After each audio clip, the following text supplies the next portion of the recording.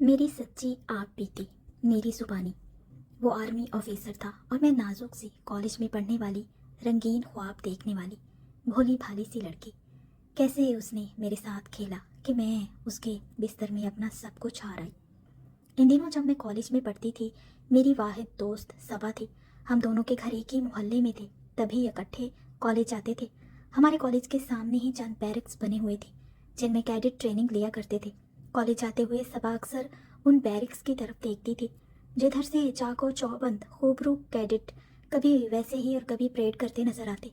मेरा ताल्लुक एक खुशहाल घराने से था, जबकि मेरी ये सहेली लोअर मिडिल क्लास से ताल्लुक रखती थी।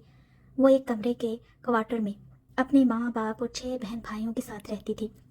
उसके वालिद बैरिक्स के खानसामा थे, लिहाजा इनको रहाइश, खाना और मेडिकल की सहूलियात हासिल थी, जो उनका गुजारा ठीक हो रहा था। जब हम कॉलेज जा रहे थे तो कैडेट की परेड खत्म हुई थी और कैडेट वहां से निकलकर अपने रहायशी यूनिट्स की तरफ रवा दवा हो जाते थे। एक उनमें अकबर खान भी था, जो नहायत खूबरू, लंबा तड़ंगा और सुर्ख सफ़ेद रंगत वाला नौजवान था। सबा के वालिद की वजह से सबा को जानता था, क्योंकि अकबर खान का खाना वही पकाते थे।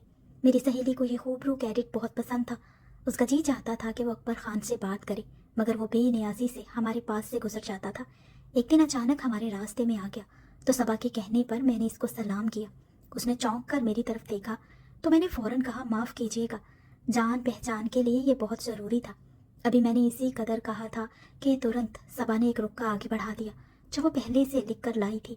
अगले रोज़ उसी वक्त फिर वही जवान हमको रास्ते में मिला। तभी उसने रुक्का आगे बढ़ाया। सबा ने उसके हाथ से लेना चाहा, मगर उसने उसकी बजाय पर्चा मुझे थमा दिया और आगे बढ़ गया। मैं नहीं जानती इस हरकत से सबा पर क्या गुजरी। रास्ते भर वो खामोश रही। क्लास में आते ही सबा बेचैन हो गई और उसका रवैया भी मेरे साथ इंतहाई अजीब हो गया। मैं जान गई कि सबा इस लड़के को पसंद करती है। छुट्टी के वक्त हमने ये रुक्का खोला तो उसमें दर्ज था, मैं आपका नाम नहीं जानता, मगर नाम जानने और दोस्ती के लिए ये बहुत ज़रूरी था, तभी रुक्का लिखना मुनासिब समझा। और हाँ, मेरा नाम अकबर खान है। साथ ही उसने अपना फ़ोन नंबर भी लिखा था। छुट्टी के बाद जब हम दोबारा उस रास्ते से गुजरे तो वो सामने नजर आ गया। मैं उसकी जानिब देखे बिना आगे बढ़ गई तो वो हमारे रास्ते में आ गया और कहने लगा, आपने जवाब नहीं दिया। अच्छा, तो वो मुझे भी लगा था और बौखलाहट में मैं सिर्फ इतना ही कह पाई कि फ़ोन पर जवाब दूंगी। उसने सवाल किया कि कब। इस वक्त मैंने कह दिया कि शाम के वक्त। मैंने ये कह तो दिया, मगर सबा मेरे पीछे पड़ गई कि फ़ोन करो। फिर खुद ही नंबर मिला दिया और फ़ोन मुझे थमा दिया। फ़ोन अकबर खान ने ही उठाया था, लेकिन कहा कि सबा के बगैर मुझसे मिलिए। बैरिक्स के करीब ही एक चिल्ड्रन पार्क था जहाँ हम रोज़ शाम को मिलने लगे।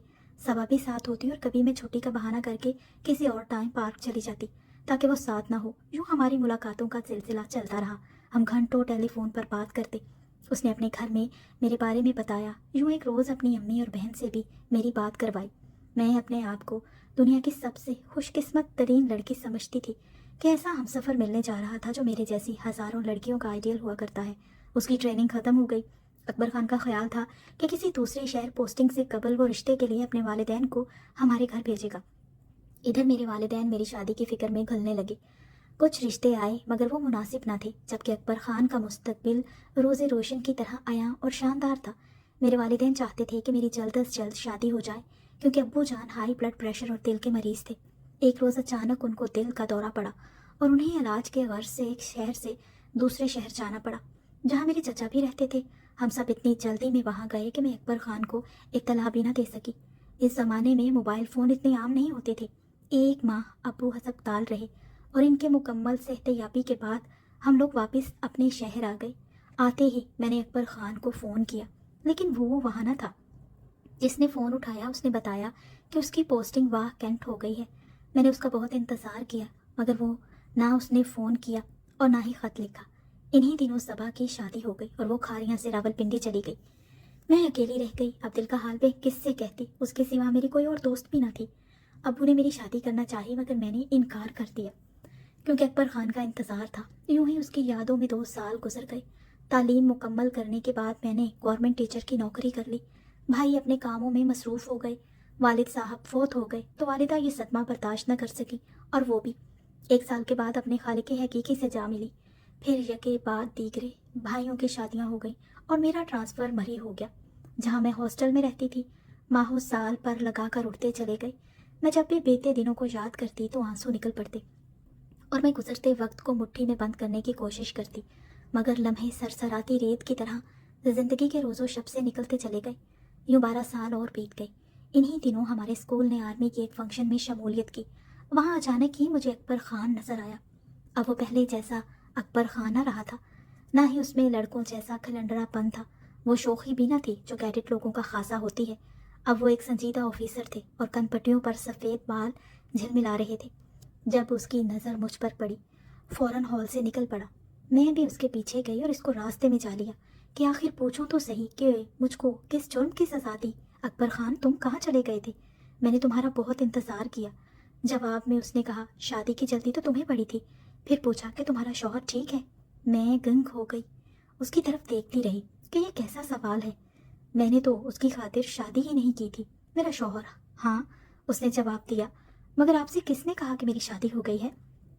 कहने लगा, ओह, मुझे तुम्हें पहले बता देना चाहिए था कि सबा मेरी मोहब्बत में गिरफ्तार थी और उसी ने मुझे बताया था कि तुम्हारी शादी हो गई है और तुम ब्याह कर सवात चली गई हो। मैं 2 हफ्ते तक तुम्हारे घर के चक्कर लगाता रहा, मगर वहाँ ताला लगा हुआ था।